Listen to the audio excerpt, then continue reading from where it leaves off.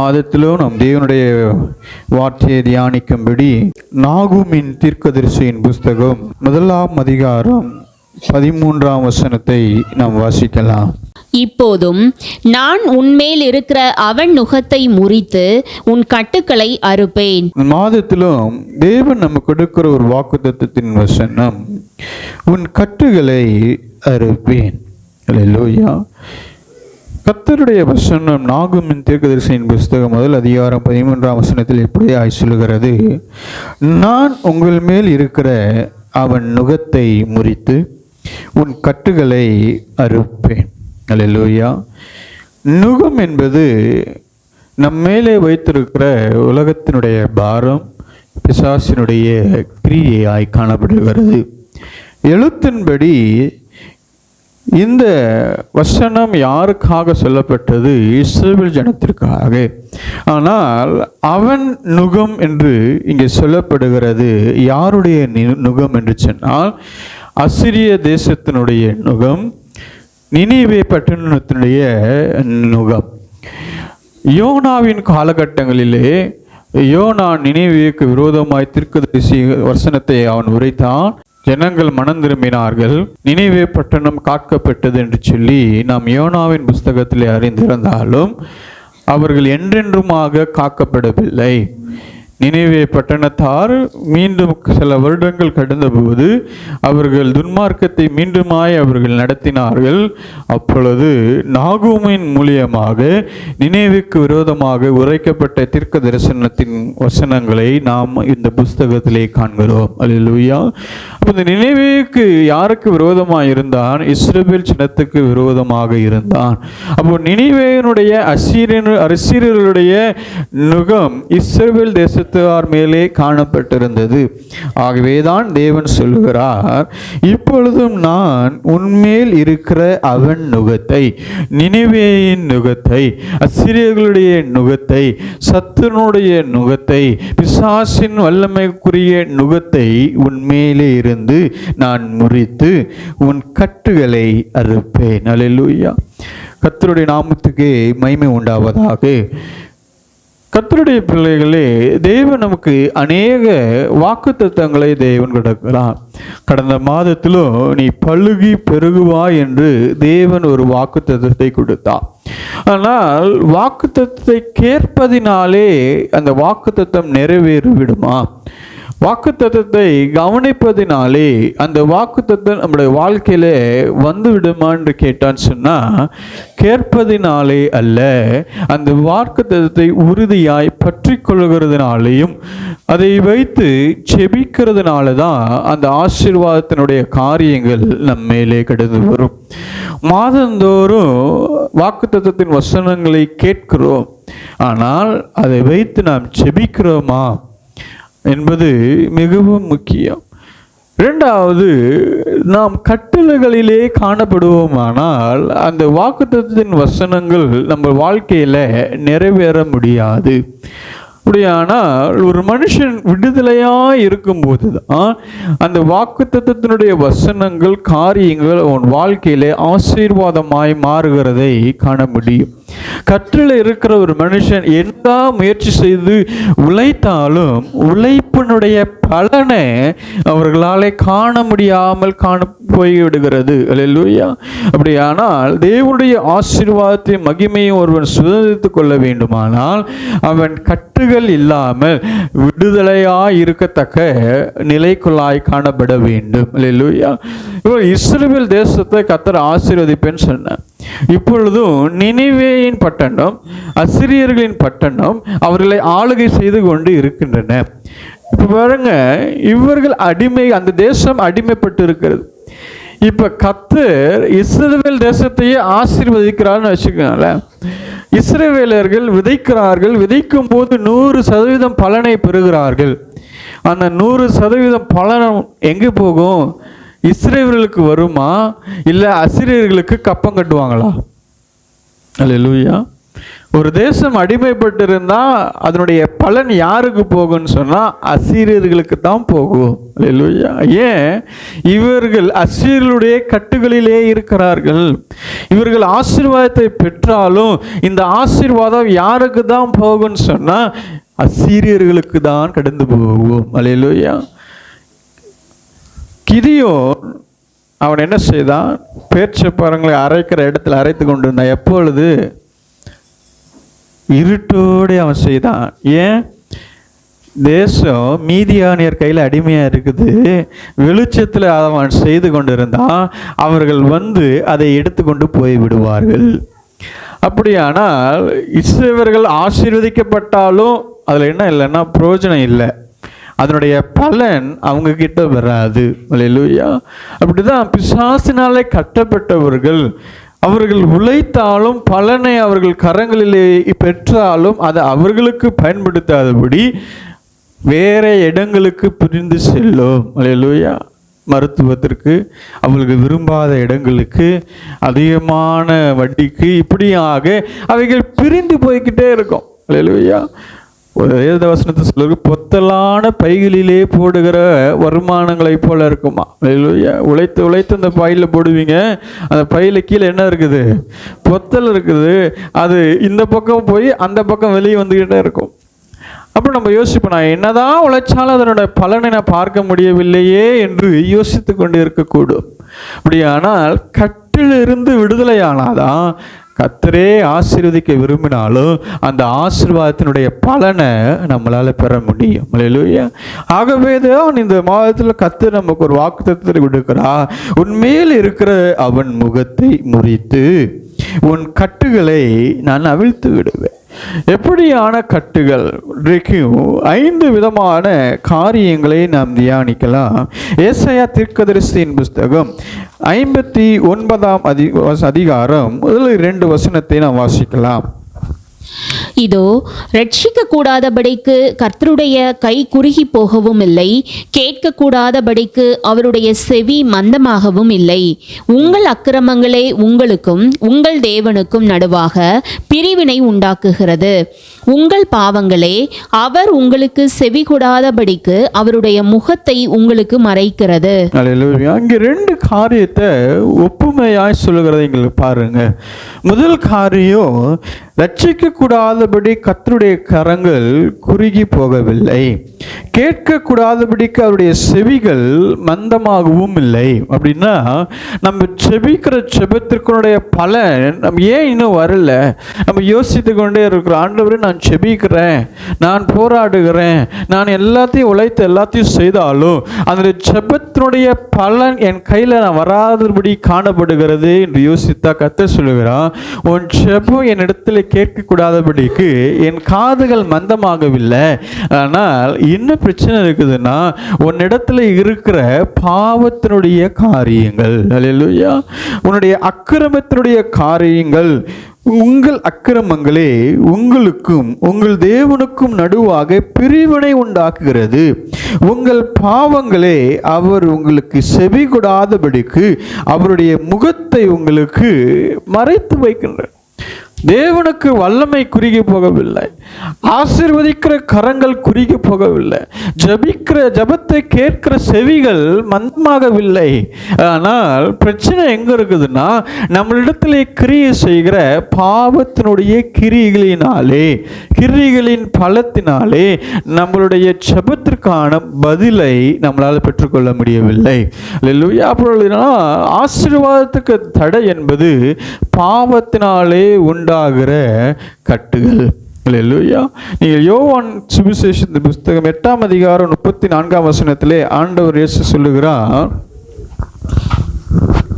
இயேசு அவர்களுக்கு பிரதியுத்தரமாக, பாவம் செய்கிறவன் எவனும் பாவத்துக்கு அடிமையாயிருக்கிறான் என்று மெய்யாகவே உங்களுக்கு சொல்லுகிறேன். அல்லேலூயா. பாவம் செய்கிறவன் எப்பொழுதும் பாவத்துக்கு அடிமைகளா இருக்கிறான். அல்லேலூயா. அப்போ பாவம் என்பது ஒரு அடிமைத்தனத்தினுடைய கட்டாய் காணப்படுகிறது. பாவம் என்பது நாம் எப்பொழுதும் பாவம் என்பது ஒரு செயல் என்று எண்ணுகிறோம். அல்லேலூயா. ஒரு செயல், அந்த செயலை நம்ம தடுத்துட்டா அந்த பாவத்திலிருந்து விடுதலை ஆடலாம். உண்மையாலே பாவம் என்பது செயலாக இருந்தாலும் அதில் ஒரு அடிமைத்தனம் இருக்குது. அல்லேலூயா. அந்த தவறை செய்ய வேண்டாம்னு நினைச்சாலும் அந்த தவறை செய்யத்தக்கதாக, அதிலேயே காணப்படத்தக்கதாக ஒரு அடிமைத்தனத்தினுடைய கிரியைகள் அங்கே செய்கிறது. அல்லேலூயா, அங்கே செயல்படுகிறது. இவைகளை மேற்கொள்ளப்பட வேண்டும். அல்லேலூயா. இந்த பாவங்களையும் பாவத்தினுடைய அடிமைத்தனத்தையும் நம்ம மேற்கொண்டாதான் கர்த்தருடைய மெய்யான ஆசீர்வாதம் நம் மேலே அது கடந்து வருகிறதா இருக்கிறது. அல்லேலூயா. ஒருவேளை பாவம் என்று சொன்ன காரியம் யோசித்தவுடனே நாம் எல்லாரும் முந்தின காலங்களில் நான் செய்தேன், இனி ரட்சிக்கப்பட்ட பிறகு பாவம் எனக்குள்ளா எப்படி கடந்து வரும்? அல்லேலூயா. அதனால் ரட்சிக்கப்பட்டுட்டே என்று சொல்லுகிறோம். அல்லேலூயா. ஆனால் கலாத்தியருக்கு எழுதின நிருபத்திலே நீங்கள் 5ஆம் அதிகாரம் 1 வசனத்தை நீங்கள் பார்ப்பீர்களானால்,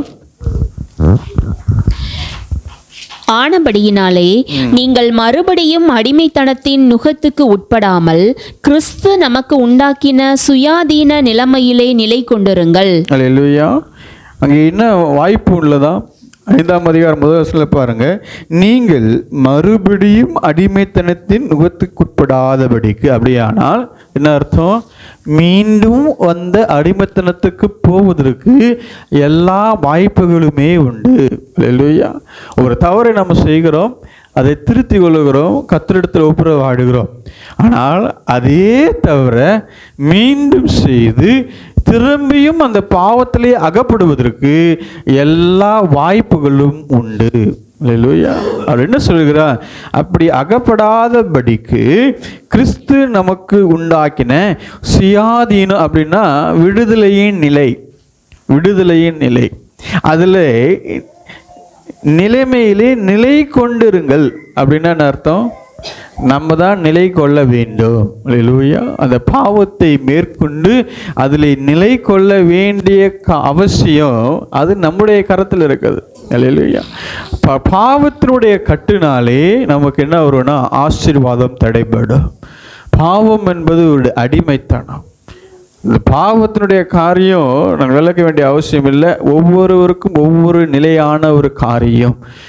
சிம்பிளாக சொல்லணும்னா பாவம் என்பது என்ன? கர்த்தர் அருவருக்கிற காரியங்களை, கர்த்தருக்கு விரும்பாத காரியங்களை நாம் செய்வோமானால் அது பாவமாகவே அங்கீகரிக்கப்படும். அல்லேலூயா. கர்த்தர் எதெல்லாம் அருவருக்கிறார் அது உங்களுக்கு தெரியும். தனிப்பட்ட வாழ்க்கையில் தேவன் அனுமதிக்கிற காரியங்கள் என்ன, தேவனுக்கு விருப்பமில்லாத காரியத்தை நாம் என்ன செய்து கொண்டு இருக்கிறோம் என்பது உங்களுடைய ஆத்மாவுக்கும் கர்த்தருக்கும் நன்றாக உணர்ந்த ஒரு காரியம்.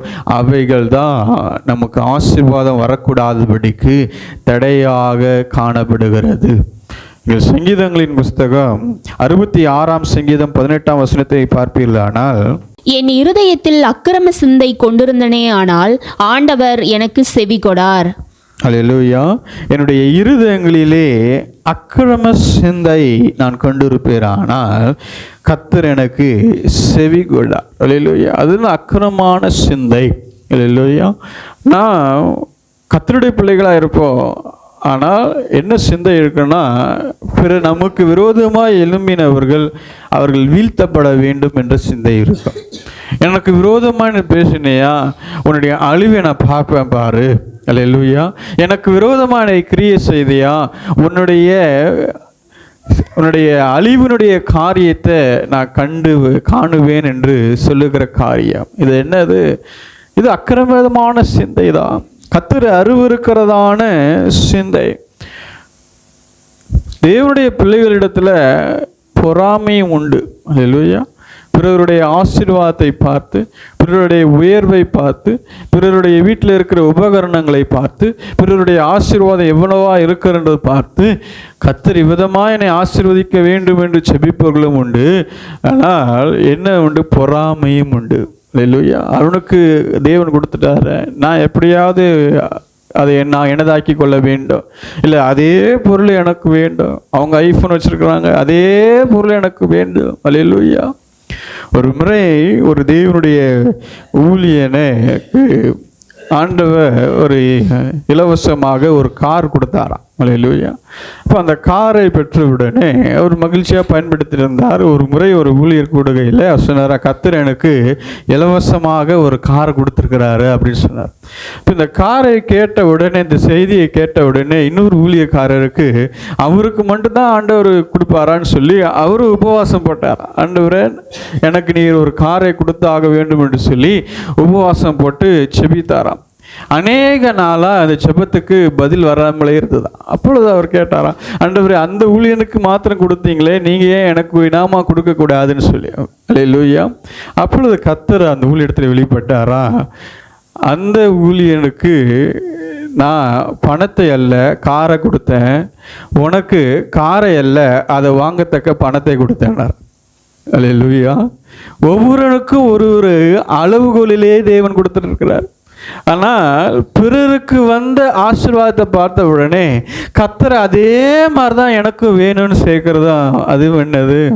அது பொறாமையினுடைய வெளிப்பாடு தான். அல்லேலூயா. கர்த்தர் என்ன எப்படி ஆசீர்வதிக்க விரும்பினார் என்பதை நான் காணாதபடி எனக்கு அவர்களுக்கு செஞ்ச மாதிரியே கர்த்தர் எனக்கு செய்யணும். அவர்களுக்கு என்ன இருக்கோ அதே தான் எனக்கு வரணும். அல்லேலூயா. இது என்ன அக்கிரம சிந்தை. அக்கிரம சிந்தை ஒரு ஊழியனுக்கே இருந்தாலும் ஊழியத்தினுடைய ஜெபத்தை கேட்க மாட்டார். அல்லேலூயா. ஏன்? உனக்கு தேவைக்காக நீ கேட்கல, அவனிடத்துல இருக்கிறதுனால கேட்குற. அவனுக்கு நான் இலவசமாக கொடுத்ததுனால நான் உனக்கும் இலவசமாக கொடுக்குறேன்னு நீ பொறாமை நிமித்தம் கேட்குற.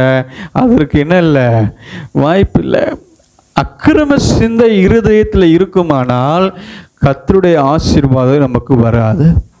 வாக்குத்தத்தமே அவர் சொல்லியிருந்தாலும் அதில் வராது. அப்புறம் சிந்தையே அக்கிரம சிந்தையிலிருந்து, பொறாமையின் சிந்தையில் இருந்து, பிறருடைய அழிவை காண எண்ணுகிற சிந்தைகளிலே இருந்து நாம் விலக்குவோமானால் கர்த்தருடைய ஆசீர்வாதம் நம்ம மேலே வரும். நம்முடைய பாவத்தினுடைய காரியங்கள் மீண்டும் மீண்டும் பாவத்தை என்ன செய்யக்கூடிய அந்த சிந்தைகள் உண்டாயிருக்கும். அந்த கட்டிலிருந்து கர்த்தர் இந்த நாள் வாக்குத்தத்தம் கொடுக்கிறா.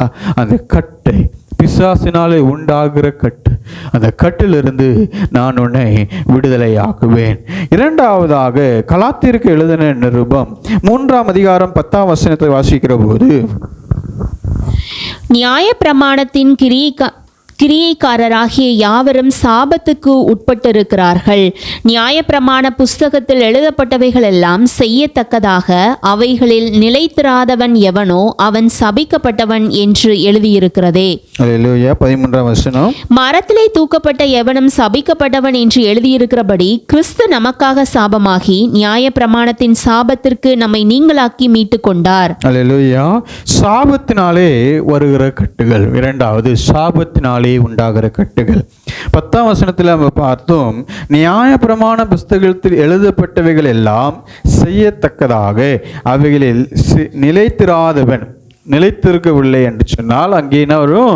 சாபம் வரும். அப்படின்னா இது எப்படிப்பட்ட சாபம்னா கீழ்ப்படியாமையின் சாபம். அல்லேலூயா. நியாயப்பிரமாண புஸ்தகத்தில் கொடுத்துட்டு இதன்படி நீ வாழுன்னு சொல்லிட்டார். இதன்படி வாழலை அப்படின்னு சொன்னால் சாபம் உனக்கு வரும். அநேக உபாகமத்தின் புஸ்தகத்தில் பார்த்துன்னு சொன்னால் ஆண்டவர் சொல்லுகிற வார்த்தை, உனக்கு முன்பாக நான் சாபத்தையும் நன்மையையும் வைத்திருக்கிறேன், இது நீ தெரிந்து கொள்வாயாக. அப்படியானால் நியாயப்பிரமாணத்தினாலே உண்டாகிற சாபம் என்ன? கீழ்ப்படியாமையினாலே வருகிற ஒரு சாபம். அப்போ ஒரு மனுஷனுடைய வாழ்க்கையிலே கீழ்ப்படியாமை என்னும் சாபம் இருக்கிற போது அவனுடைய வாழ்க்கையிலே அவன் எதிர்பார்க்கிற நன்மைகளும் அவனாலே பெற்றுக்கொள்ள முடியாது. அல்லேலூயா. அப்படியானால் சாபங்கள் இந்த உலகத்திலே உண்டான்னு கேட்டீங்கன்னா உண்டு. இல்லை, ஒரு சிலர் அதை நான் நம்ப மாட்டேன் என்று சொல்லலாம். அது நம்பாதவர்களுடைய காரியங்கள். அல்லேலூயா. வேதத்தின்படி சாபங்கள் உண்டா என்று சொன்னால் அநேக வேத உதாரணங்கள் உண்டு. கீழ்ப்படியாமையினாலே வருகிற சாபங்கள். ஆகான் யோசுவாவின் காலகட்டங்களிலே ஒரு கீழ்ப்படியாத நிமித்தமாக சாபத்தை தன்னுடைய காரியத்தில் தேசத்திலே அவன் வர வைத்து கொண்டான். அல்லேலூயா. எரிகோ பட்டணத்தை அவர்கள் முறியடிக்கிற போது தேவன் சொன்னார், எரிகோ பட்டணம் சபிக்கப்பட்ட பட்டணம், அவைகளை ஒன்றாக நீ எடுத்துக்கொள்ளக்கூடாது என்ற கட்டளை கொடுக்கப்பட்டது. ஆனால் ஆகான் என்ற ஒரு தனி மனுஷன் அவைகளை இச்சித்து எடுத்து அவன் ஒளித்து வைத்து கொண்டான். முழு தேசமே சிறிய ஒரு தேசத்தில் வீழ்த்தப்பட்டது. அல்லேலூயா. சாபம் உட்பிரவேசிக்குமானால் பெரிய பிரச்சனை இல்லை, சின்ன ஒரு பிரச்சனையே சிதறிக்கப்பட்டு போய்விடும். அல்லேலூயா. நீங்கள் அதே மாதிரி உபாகமத்தினுடைய புஸ்தகம் 7ஆம் அதிகாரம் 25-26 வசனத்தை நாம் பார்க்கிற போது, அவர்கள் தேவர்களின் விக்கிரகங்களை அக்கினியினால் சுட்டெரிக்க கடவை. நீ அவைகளால் சிக்கிக்கொள்ளாதபடிக்கு அவைகளில் இருக்கிற வெள்ளியையும் பொன்னையும் இச்சியாமலும் அதை எடுத்துக்கொள்ளாமலும் இருப்பாயாக. அவைகள் உன் தேவனாகிய கர்த்தருக்கு அருவருப்பானவைகள். அவைகளைப் போல நீ சாபத்துக்குள்ளாகாதபடி அருவருப்பானதை உன் வீட்டிலே கொண்டு போகாயாக. நீ அதை சீ என்று வெறுத்து முற்றிலும் அருவருக்க கடவை. அது சாபத்திற்கு உள்ளானது. அல்லேலூயா.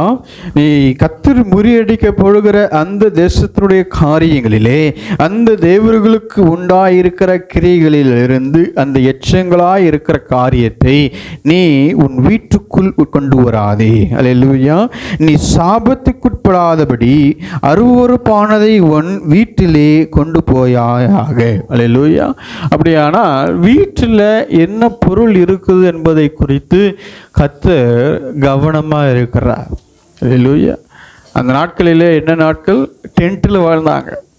அந்த டென்ட்டில் என்ன இருக்குதுன்றத கர்த்தர் கவனித்து பார்த்து கொண்டிருந்தார். அல்லேலூயா. கவனித்து பார்த்து கொண்டிருந்தார். நம்முடைய வீட்டில் என்ன உபகரணங்கள் உண்டு, என்ன காரியங்கள் உண்டு, சோதித்து பாருங்க. தெய்வங்கள் இல்லாதவைகளுடைய கிரியைகள் உண்டா?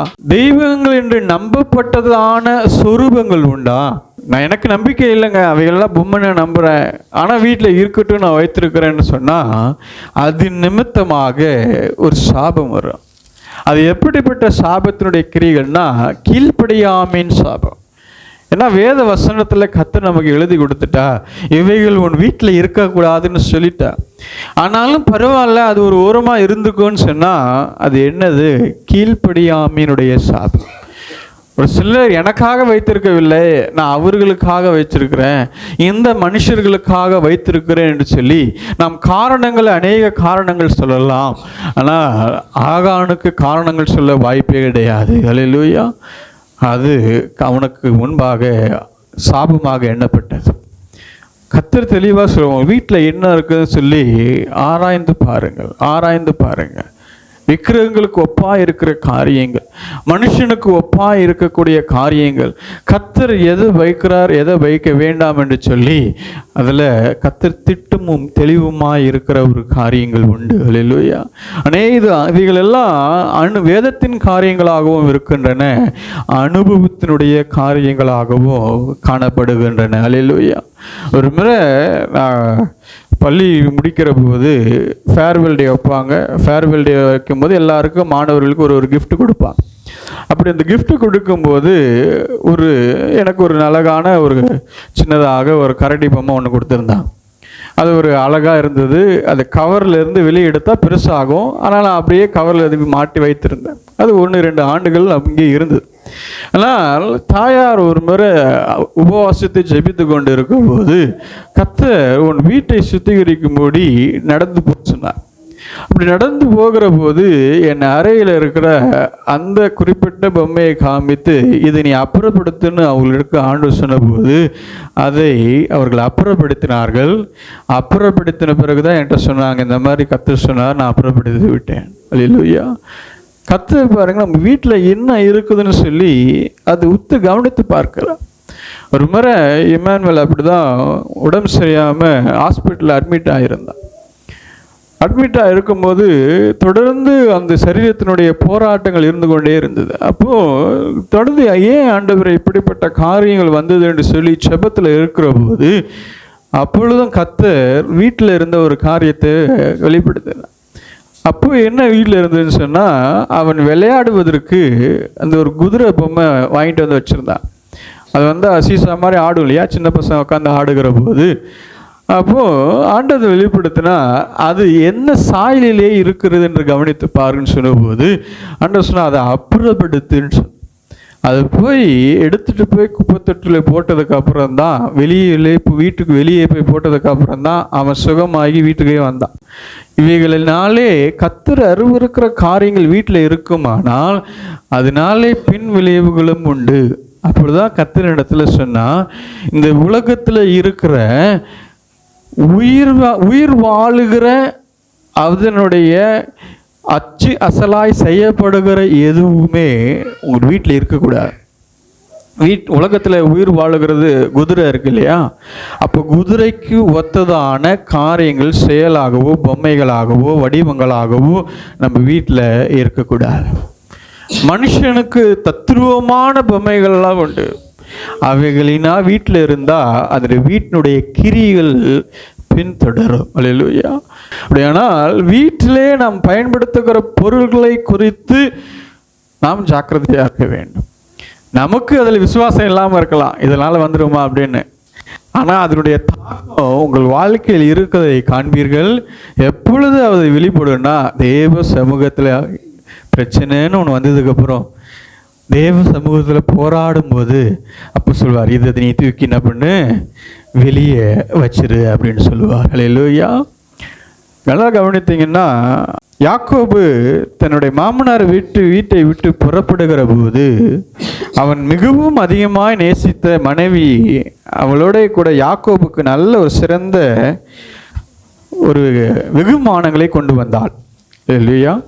இரட்டத்தனையான ஆசீர்வாதத்தோடு யாக்கோபு வந்தான். அவனுக்கு அன்பான மனைவி யாரு? ராகேல் அவனுக்கு என்ன வெகுமானங்களை கொண்டு வந்தால், அவங்க அப்பாவுடைய எல்லா என்ன பண்ணா சிலைகளையும் அவள் கொண்டு வந்தாள். அல்லேலூயா. அதுக்காக ஒரு போரே நடந்தது அங்க. அல்லேலூயா. யாருக்காக? என் சிலையை எடுத்துட்டு வந்தேன்னு சொல்லி அவங்க மாமனார் புறப்பட்டு வந்துட்டார். அந்த சிலையை மறைத்து வைத்து இது ஸ்திரீகளுக்குரிய காலம் என்று சொல்லி அது மேலேயே அவள் அமர்ந்து அந்த சிலைகளை அவள் பாதுகாத்து வைத்தாள். அல்லேலூயா. ஆனால் ஆதியாகமத்தின் புஸ்தகம் 35ஆம் அதிகாரத்துக்கு வருவீர்களானால் 35ஆம் அதிகாரம் முதல் வசனத்தில் தேவன் யாக்கோப்பை நோக்கி, நீ எழுந்து பெத்தேலுக்கு போய் அங்கே குடியிருந்து நீ உன் சகோதரனாகிய ஏசாவின் முகத்திற்கு விலகி ஓடி போகிற போது உனக்கு தரிசனமான தேவனுக்கு அங்கே ஒரு பலிபீடத்தை உண்டாக்கு என்றார். அப்பொழுது யாக்கோப்பு தன் வீட்டாரையும் தன்னோடு கூட இருந்த மற்ற அனைவரையும் நோக்கி, உங்களிடத்தில் இருக்கிற அந்நிய தெய்வங்களை விலக்கி போட்டு உங்களை சுத்தம் பண்ணிக்கொண்டு உங்கள் வஸ்திரங்களை மாற்றுங்கள். நான் எழுந்து பெத்தேலுக்கு போவோம் வாருங்கள். எனக்கு ஆபத்து நேரிட்ட நாளில் என் விண்ணப்பத்துக்கு உத்தரவு அருளி செய்து நான் நடந்த வழியிலே என்னோடு கூட இருந்த தேவனுக்கு அங்கே ஒரு பலிபீடத்தை உண்டாக்குவேன் என்றான். அப்பொழுது அவர்கள் தங்கள் கையில் இருந்த எல்லா அந்நிய தெய்வங்களையும் தங்கள் காதணிகளையும் யாக்கோப்பினிடத்தில் கொடுத்தார்கள். யாக்கோப்பு அவைகளை சீகேம் ஊர் அருகே இருந்த ஒரு கர்வாலி மரத்தின் கீழே புதைத்து போட்டான். அல்லேலூயா. அவன் பெத்தேலுக்கு போக புறப்படுகிற போது அவன் என்ன செய்தான்னா, அந்த அந்நியத்தினுடைய காரியங்களை விளக்கினான். அது மட்டும் அங்கே இருக்கான்னு கவனித்து பார்த்தீங்கன்னா 4ஆம் வசனத்தில் பாருங்க, தங்கள் கையில் இருந்த எல்லா அந்நிய தெய்வங்களையும் தங்கள் காதணிகளையும், அது ஏன் கழட்டப்பட வேண்டும்? அந்நிய தெய்வங்கள் தானே. அதனால் காதணிகளை ஏன் கழட்டினார்னு சொன்னால், அவைகளிலே அந்த அந்நிய தெய்வத்துக்குரிய காரியங்கள் பொறிக்கப்பட்டிருந்திருக்கிறது. அந்நிய தெய்வத்துக்குரிய காரியங்கள் அதில் பொறிக்கப்பட்டிருந்ததுனால தான் அவைகளையும் இணைத்து அவன் அங்கே புதைத்து வைத்தான். வேற எந்த தங்கத்தையும் வாங்கலை. அல்லேலூயா. வேற எந்த தங்கத்தையோ பொருளையோ வெள்ளியையோ வாங்கி அவன் புதைக்கவில்லை. தேவன் அருவருக்கிற காரியத்தை எங்கே போவதற்கு கர்த்தர் சந்தித்த அந்த இடத்திற்கு பெத்தேலுக்கு அவன் போக வேண்டுமானால் தன் காரியத்தை சுத்திகரித்து கொள்ள வேண்டும். அல்லேலூயா. பெத்தேல் என்பது அங்கே ஒரு இடமாக தான் இருந்தது. அங்கே ஒரு ஆலயம் இருக்கவில்லை. அப்பொழுது அங்கே ஒரு ஆலயம் இருக்கவில்லை. அந்த இடத்தை கர்த்தர் இடத்துல பேசின இடத்துக்கு தான் போனான். அந்த இடத்துக்கு போகும்போதே தன்னை சுத்திகரித்து கொள்வானால் கர்த்தர் நம்முடைய வீட்டிலே உலாவுகிறார். நம்முடைய வீடு எவ்விதமாய் காணப்பட வேண்டும், எவ்விதமாய் நம்முடைய வீடு சுத்திகரிக்கப்பட வேண்டும். சாபத்திலிருந்து நாம் வெளியே வர வேண்டும். கீழ்ப்படியாமையின் சாபம், கர்த்தர் அருவருக்கத்தக்கதான சாபம், நீங்கள் நீதிமொழியின் புஸ்தகத்திலே 3ஆம் அதிகாரம் 33ஆம் வசனத்தில் பார்த்தீங்கன்னா, சாபம் யாருக்காக வைக்கப்பட்டிருக்கிறது? துன்மார்க்கனுடைய வீட்டில் கர்த்தரின் சாபம் இருக்கிறது. அல்லேலூயா. சாபம் என்பது தேவனுடைய பிள்ளைகளுக்கு அல்ல, துன்மார்க்கருக்கென்று வைக்கப்பட்ட ஒரு காரியம். அது துன்மார்க்கருடைய வாழ்க்கையில தான் வர வேண்டும். ஆனால் மாறாக தேவனுடைய பிள்ளைகள் அதிலே அகப்பட்டு கொள்கிறோம். துன்மார்க்கனுக்கு ஏன் சாபம் வரணும்? ஏன்னா அவன் ஒருபோதும் கர்த்தருக்கு கீழ்ப்படுகிறவன் அல்ல. கர்த்தருக்கு விரோதமான காரியங்களை, கர்த்தர் அருவருக்கத்தக்க காரியங்களை செய்கிறதுனாலே அவனுக்கு கர்த்தருடைய சாபம் வருகிறது. அதே சமயத்தில் பாருங்க, நீதிமொழி 26ஆம் அதிகாரம் 2ஆம் வசனத்தில் பார்க்கிற போது, அடைக்கலான் குருவி அலைந்து போவது போலும் தகைவிலான் குருவி பறந்து போவது போலும் காரணம் இல்லாமல் இட்ட சாபம் தங்காது. காரணம் இல்லாமல் இட்ட சாபம் தங்காது. இல்லையா? அப்போ இது மனுஷர்களாலே உண்டாகிற சபித்தலுடைய காரியம். நாம் தவறு செய்யாது இருக்கிற போது பிறர் சபிப்பார்களானால் அந்த சாபம் நம்ம வாழ்க்கையில் வராது. அப்படின்னா இதுக்கு இன்னொரு வெளிப்பாடு என்ன? காரணம் இல்லாமல் இட்ட சாபம் பலிக்காது. அப்போ காரணம் இருந்துச்சுன்னா, அல்லேலூயா, எதிர்மறைன்னு ஒன்று இருக்கு இல்லையா? காரணம் இல்லாமல் இட்ட சாபம் பலிக்காது அப்படின்னா, காரணம் இருந்தால் அது என்ன ஆகும்? அது 100% பலிக்கும். அல்லேலூயா. அப்படியானால் நம் தேவனுக்கு முன்பாக நம்முடைய நீதியை நாம் காத்துக்கொள்ளுகிற வரைக்கும் அந்த சாபம் பலிக்காது. ஆனால் நம் தேவனுடைய நீதியை விட்டு சற்று விலகி இருப்போமானால் அந்த சாபம் கிறிஸ்தவர்களானாலும் ரட்சிக்கப்பட்டிருந்தாலும் அது நம்மேலே வந்தே தீரும். அல்லேலூயா. ஆனால் சாபம் யாருக்கு வைக்கப்பட்டது? துன்மார்க்கருக்கு வைக்கப்பட்டது. அப்போ நம்முடைய வாழ்க்கை நீதியின் வாழ்க்கையாக இருக்கிற வரைக்கும் அந்த சாபம் வராது. ஆனால் நீதியை விட்டு நம் வழி விலகி நிற்கிற போது நாம் துன்மார்க்கராய் எண்ணப்பட்டு துன்மார்க்கருக்கு என்று நியமிக்கப்பட்ட அந்த சாபமானது நம்முடைய ஜீவியத்திலே அது வருகிறதா இருக்கிறது. அல்லேலூயா. ஆனாலும் சாபத்தை நன்மையாய் மாற்றுகிற தேவன் நம்முடைய தேவன். அவர் நமக்காய் சாபமானார் என்று நாம் வேதத்தில் வாசிக்கிறோம். உபாகமத்தின் புஸ்தகம் 23ஆம் அதிகாரம் 5ஆம் வசனத்தில் நாம் பார்க்கிற போது, உன் தேவனாகிய கர்த்தர் பிலேயாமுக்கு செவி கொடுக்க சித்தமில்லாமல் உன் தேவனாகிய கர்த்தர் உன்மேல் அன்பு கூர்ந்தபடியினால் உன் தேவனாகிய கர்த்தர் அந்த சாபத்தை உனக்கு ஆசீர்வாதமாக மாற பண்ணினார். அல்லேலூயா. கர்த்தர் நமக்கு விரோதமாக இருக்கிற சாபத்தை ஆசீர்வாதமாய் மாற்றுகிற தேவன். அவர் நம்ம மேலே அன்பு கூறுகிறபடினால், அவர் நம்ம மேலே வைத்திருக்கிற அன்பின் நிமித்தமாக நம்ம மேலே வருகிற சாபத்தை அவர் அற்றுப்போக பண்ணுகிறவர் மாத்திரமல்ல, அதை ஆசீர்வாதமாகவும் மாற்றுகிறார். அல்லேலூயா. நாளை கர்த்தர் நம்ம கொடுக்கிற வாக்குத்தத்தம், சாபம் என்கிற கட்டுகளை நான் அறிவித்து விடுவேன். சாபத்தினுடைய கட்டுகள், பாவத்து நிமித்தமாய் உண்டாயிருக்கிற சாபம், பிறருடைய வாழ்க்கையில நம்ம உண்டாகின பாதிப்பினாலே உண்டாயிருக்கிற சாபம், அநீதியாய் நாம் நடந்தது நிமித்தமாய் உண்டாயிருக்கிற சாபத்தையும் கர்த்தர் நம்மை கிருபையாய் மன்னித்து அந்த சாபத்தை நம்மை விட்டு அவர் நீக்குகிறவராயிருக்கிறார். துரிதமாக 3ஆம் காரியத்தை நாம் தியானிக்கும்படி ரோமருக்கு எழுதின நிருபம் 8ஆம் அதிகாரம் 7ஆம் வசனத்தை வாசிக்கலாம். ஹல்லேலூயா. எப்படி என்றால், மாம்ச சிந்தை தேவனுக்கு விரோதமான பகை. அது தேவனுடைய நியாய பிரமாணத்துக்கு கீழ்ப்படியாமலும் கீழ்ப்படிய கூடாமலும் இருக்கிறது. அல்லேலூயா. மாம்ச சிந்தை தேவனுக்கு விரோதமான பகை. சிந்தையினுடைய கட்டுகள். அல்லேலூயா. சிந்தையினுடைய கட்டுகள் என்றால் என்ன? நம்ம ஆவிக்குரியவர்கள் என்று எண்ணி ஆவிக்குரிய காரியங்கள் வாயிலாக நடக்கக்கூடாதபடிக்கு நம்முடைய சிந்தை பிசாசினாலே கட்டப்படுகிறது. அல்லேலூயா. கட்டுதல் இங்கே எங்கே இருக்குதுன்னா, ஆவின்படி நடக்கக்கூடாதபடி மாம்சத்தின்படி நடக்க வைக்கிற கட்டுகள். அல்லேலூயா. நீங்கள் 6ஆம் வசனத்தில் பார்ப்பீங்கன்னா, மாம்ச சிந்தை மரணம், ஆவியின் சிந்தை ஜீவனும் சமாதானமுமாய். அல்லேலூயா. இந்த வசனம் எல்லாருக்குமே தெரியும். எல்லாருக்கும் தெரியும் இல்லையா? மாம்ச சிந்தை மரணம், ஆவியின் சிந்தை ஜீவனும் சமாதானம், எல்லாருக்கும் தெரியும். ஆனாலும் ஆவியின்படி யோசிக்க முடியல, மாம்சத்தின்படி தான் யோசிக்கிறோம். ஏன்னா சிந்தையிலே ஒரு கட்டு இருக்குது. அந்த கட்டு எப்பவுமே என்ன யோசிக்குதுன்னா மாம்சத்தின்படியே யோசிக்குது. மாம்ச சிந்தைனா என்ன? எனக்கு எது லாபமோ அதை யோசிக்கிறது தான் மாம்ச சிந்தை.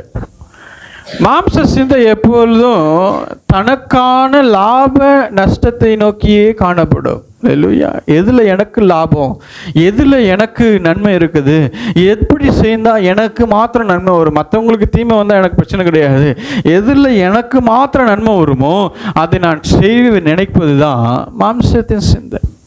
இந்த மாம்ச சிந்தையை மேற்கொள்வது அவ்வளோ எளிதான காரியம் இல்லை. ஏன்னா எல்லா மனுஷனுக்குள்ளாகவும் தேவனுக்கு விரோதமாய் கிரியை செய்கிறதே இந்த மாம்ச எண்ணங்களும் மாம்சத்துக்குரிய சிந்தனைகளும் யோசனைகளுமே. அல்லேலூயா. ஆதியாகமம் 6ஆம் அதிகாரம் 5ஆம் வசனத்தில் ஆண்டவர் சொன்னா, இந்த மனுஷனுடைய நினைவுகள் எல்லாம் எப்படி இருக்குதா? நித்தமும் பொல்லாதவைகளாக இருக்கிறது. அல்லேலூயா. அவன் மனுஷன்தான், அவனுடைய நினைவுகள்லாம் எப்படி இருக்குதா? நித்தமும் பொல்லாத நினைவுகள். அப்படின்னா அந்த பொல்லாத நினைவுகளிலே அவன் என்ன பண்ணுறான்னா சிக்கொண்டு இருக்கிறான். அல்லேலூயா. மனுஷனாவே யாருன்னா மாம்ச சிந்தையுடையவன் தான். ஆனால் தேவனுடைய பிள்ளைகளுக்கு இந்த சிந்தையில இருந்து வெளியே வருவதற்கான ஒரு போராட்டம் எப்பவுமே இருக்கும். நீங்கள் ஏசாயா தீர்க்கதரிசன புஸ்தகம் 58வது அதிகாரம் 6ஆம் வசனத்தில் பார்க்குன்னு சொன்னீங்கன்னா, அக்கிரமத்தின் கட்டுக்களை அவிழ்க்கிறதும் நுகத்தடியின் பிணையல்களை நெகிழ்கிறதும் நெருக்கப்பட்டிருக்கிறவர்களை விடுதலையாக்கி விடுகிறதும் சகல நுகத்தடிகளையும் உடைத்து போடுகிறதும். அங்கே என்ன கட்டு இருக்குது? அக்கிரமத்தின் கட்டுகளை அவிழ்த்து. அக்கிரமத்தின் கட்டுன்னா என்னன்னா ஆங்கிலத்தில் இன்ஜஸ்டிஸ்ன்னு போட்டிருக்கு. அநீதியின் கட்டு. அல்லேலூயா. அநீதி என்று நாம் சொல்லுகிற காரியம் அது யாருக்கு லாபமோ அது அவனுக்கு நீதின்னு சொல்லுவான்.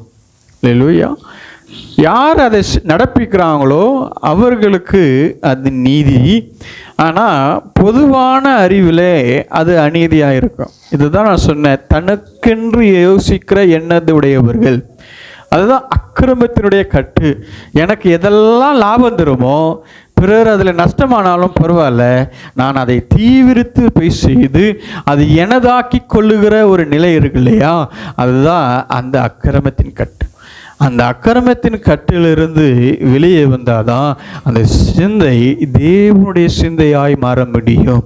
நம்முடைய யோசிக்கிற நினைவுகள் எல்லாம் கர்த்தருடைய சிந்தைகளாக அப்பொழுதுதான் அது மாறும்.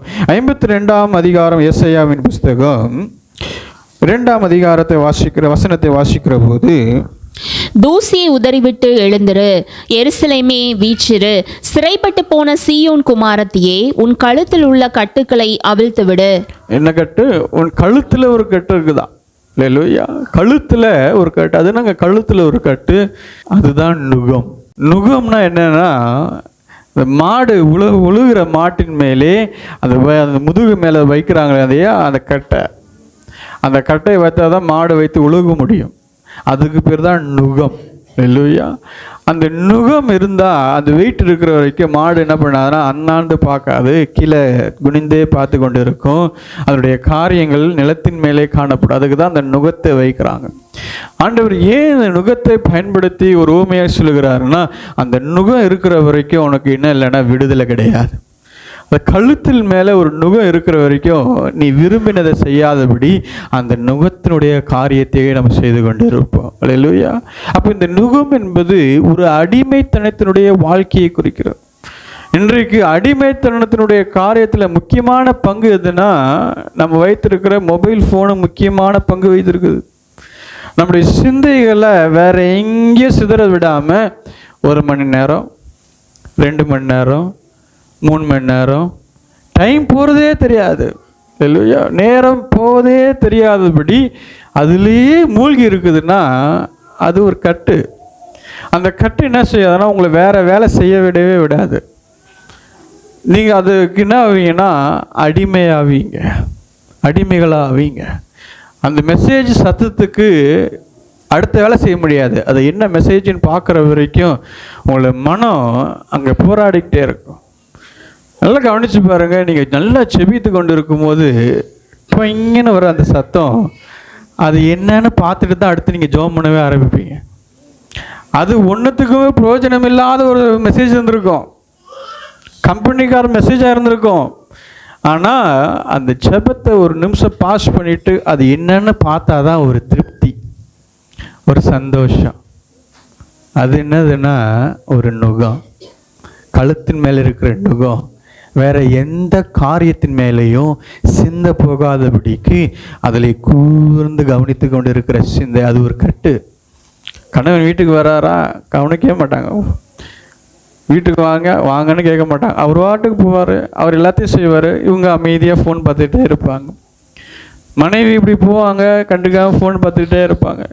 வீட்டில் ஒரு காரியம் பாத்திரம் விழுந்திருக்கும், அப்பவும் அசட்டையே பண்ணாமல் அதிலேயே மூழ்கி இருக்கலாங்கன்னா நம்மளாம் டேஞ்சரில் இருக்கிறோன்னு அர்த்தம். அல்லேலூயா. இதெல்லாம் நவீன கட்டுகள். அல்லேலூயா, நவீன கட்டுகள்.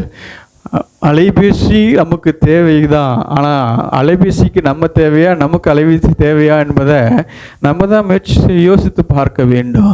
இவைகளெல்லாம் கட்டுகளின் காரியங்கள். அல்லேலூயா.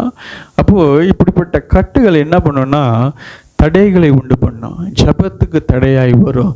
ஜெபிக்க முடியாதபடிக்கு இந்த ஒரு வீடியோ பார்த்துட்டு போகலாம், அடுத்த ஒரு வீடியோ பார்த்துட்டு போகலான்னு அந்த கட்டுகள் என்ன பண்ணோன்னா பைண்ட் பண்ணிக்கிட்டே இருக்கும். அல்லேலூயா.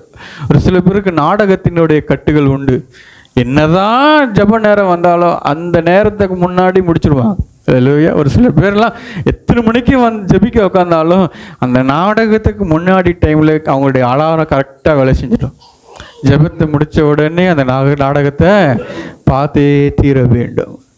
இவைகள்லாம் கட்டு, நாடகத்தினுடைய கட்டு, நவீன கட்டு. இவைகளெல்லாம் எங்கே இருக்குதுன்னா கழுத்தின் மேலே இருக்குது.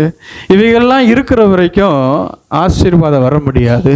கர்த்தர் எனக்கு சொல்கிற அந்த கட்டுகளை இந்த மாதத்தில் நான் அறுக்க ஆயத்தமாக இருக்கிறேன். நாம் ஒப்பு கொடுக்க வேண்டும். எண்ணங்களை கிறிஸ்து இயேசுக்குள்ளாக சிறைப்படுத்த வேண்டும். அதற்காக தான் 2 கொரிந்தியர் 10:5 அப்போஸ்தலனாகிய பவுல் ஒரு நன்மையான ஒரு காரியத்தை நமக்கு கற்றுக் கொடுக்கிறார். அவைகளால் நாங்கள் தர்க்கங்களையும் தேவனை அறிகிற அறிவுக்கு விரோதமாய் எழும்புகிற எல்லா மேட்டுமையையும் நிர்மூலமாக்கி எந்த எண்ணத்தையும் கிறிஸ்துவுக்கு கீழ்ப்படிய சிறைப்படுத்துகிறவர்களாய் இருக்கிறோம். எந்த எண்ணத்தையும் கிறிஸ்துவுக்குள் கீழ்ப்படிய சிறைப்படுத்துவர்களாய் இருக்கிறோம். நம்முடைய எண்ணத்தை கிறிஸ்துவுக்குள்ளாய் சிறைப்படுத்த விடணும். பல எண்ணங்களிலே, எண்ண ஓட்டங்களிலே நாம் சிக்கிக்கொள்ளாதபடிக்கு கிறிஸ்து இயேசுக்குள்ளாக நம்முடைய எண்ணங்களை சிறையாக்க வேண்டும். ஒரு சில பேருக்கு தங்களுடைய கஷ்டங்கள் மேலே தங்களுடைய சிந்தை இருக்குது. எப்போ பார்த்தாலும் தங்களுடைய உபத்திரவங்களை யோசிச்சுட்டே இருப்பாங்க, எப்போ பார்த்தாலும் தங்களுடைய குறைகளை யோசிச்சுட்டே இருப்பாங்க, புலம்பிகிட்டே இருப்பாங்க. அப்படின்னா கஷ்டங்கள் என்கிற எண்ணங்களிலே அவர்கள் சிறைப்பட்டு இருக்கிறார்கள். அவைகளிலிருந்து விடுதலை ஆக்கப்பட வேண்டுமென்னா கிறிஸ்துவுக்குள்ளாக அவருடைய சிந்தைக்கு நேராக நம்ம என்ன பண்ணணுமா, சிறையாக்க வேண்டும். நம்முடைய எண்ணங்களை கிறிஸ்துவுக்குள்ளாய் சிறையாக்க வேண்டும். 4வது சங்கீதங்களின் புஸ்தகம் 18:4-5 வாசியுங்கள்.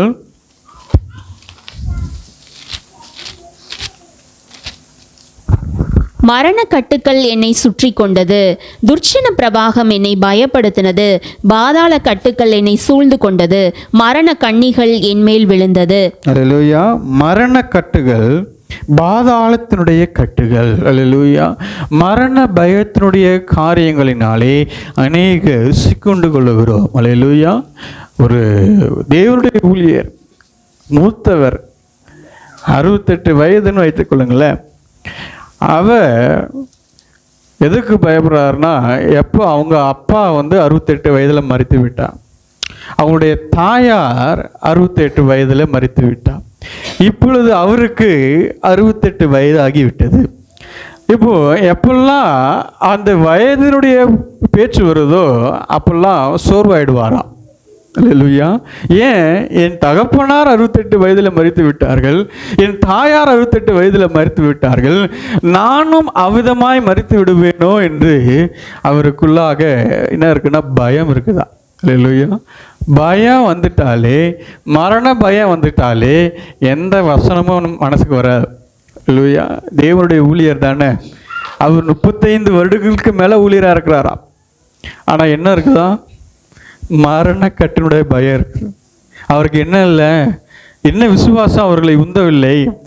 கர்த்தர் எனக்கு நியமித்த காலம் வரைக்கும் கர்த்தர் என் ஊழியத்தை நிறைவேற்றுவார் என்ற அந்த விசுவாசம் இல்லாமல் எப்பெல்லாம் தாய் தகப்பனுடைய மரணத்தினுடைய வயது நாம் வருதோ அப்பெல்லாம் இவர் சோர்வாயிடுறாரா? அல்லேலூயா. அப்போ மரண பயம் என்பது எந்த வயசிலும் யாருக்கு வேணாலும் வரும். ஆனால் இந்த மரண பயத்திலிருந்து விடுதலையாக்குகிறவர் கர்த்தர். கர்த்தர் நினைச்சாருன்னா ஒரு இமை பொழுதிலே அவைகளை நிர்மலமாக்கி விடுகிறார். அல்லேலூயா. அப்போ மரண பயம் நமக்கு வேண்டியதில்லை. மரண கட்டுகள் என்னை சூழ்ந்து கொண்டன, பாதாளத்தின் கட்டுகள் என்னை சூழ்ந்து கொண்டன. ஆனாலும் 6ஆம் வசனத்திலே அவர் சொல்லுகிறார், எனக்கு உண்டான நெருக்கத்திலே கர்த்தரை நோக்கி கூப்பிட்டு என் தேவனை நோக்கி அபயமிட்டேன். தமது ஆலயத்திலிருந்து என் சத்தத்தை கேட்டார். என் கூப்பிடுதல் அவர் சந்நிதியிலே போய் அவர் செவிகளிலே ஏறிற்று. அல்லேலூயா. மரணக்கட்டுகள் இருந்தாலும் பயப்படாதீங்க. நம்முடைய ஜீவன் கர்த்தருடைய கரத்தில் இருக்கிறது. நமக்கு வேண்டிய சுகமும் பலனும் ஆரோக்கியமும் கர்த்தருடைய சமூகத்திலே இருக்கிறது. உங்களுக்கு எல்லாருக்கும் தெரிந்த ஒரு சங்கீதம், 91ஆம் சங்கீதம். கர்த்தருடைய மறைவிலே நம்ம இருக்கிற போது நம்மை சுற்றிலும் என்ன நடந்தாலும் கவலைப்பட வேண்டிய அவசியமே இல்லை. கர்த்தர் அப்படிப்பட்ட காரியத்திலிருந்து மெய்யாகவே நமக்கு விடுதலை கொடுத்து அவர் நடத்துகிற தேவனாயிருக்கிறார். நம்ம எரேமியா தீர்க்கதரிசியின் புஸ்தகம் 30ஆம் அதிகாரம் 8ஆம் வசனத்தில் நீங்கள் வாசிக்கிற போது, அந்நாளில் நான் அவன் நுகத்தை அவன் உன் கழுத்தின் மேல் இராதபடிக்கு உடைத்து உன் கட்டுக்களை அறுப்பேன் என்று சேனைகளின் கர்த்தர் சொல்லுகிறார். அல்லேலூயா. நம்மேலே இருக்கிற பிசாசினுடைய எல்லா விதமான கட்டுகளையும் கர்த்தர் இந்த நாளிலே அவிழ்க்கிறவர்களாயிருக்கிறார். அல்லேலூயா. பாவத்தினாலே உண்டான கட்டுகள், சாபத்தினாலே உண்டான கட்டுகள், சிந்தையின் போராட்டத்தினுடைய கட்டுகள், மரண பயத்துக்குரிய கட்டுகள், அவைகள் எல்லா கட்டுகளிலிருந்தும் இந்த நாட்களிலே கர்த்தர் நம்மளை விடுதலையாக்கி தேவன் சுகமாய் தங்கி இருக்கும்படி சேனைகளின் கர்த்தர் நமக்கு கட்டளையிடுகிறார். அல்லேலூயா. அந்நியர் இனி அவனை அடிமை கொள்வது இல்லை, பிசாசு இனி நம்மை அடிமை கொள்வது இல்லை.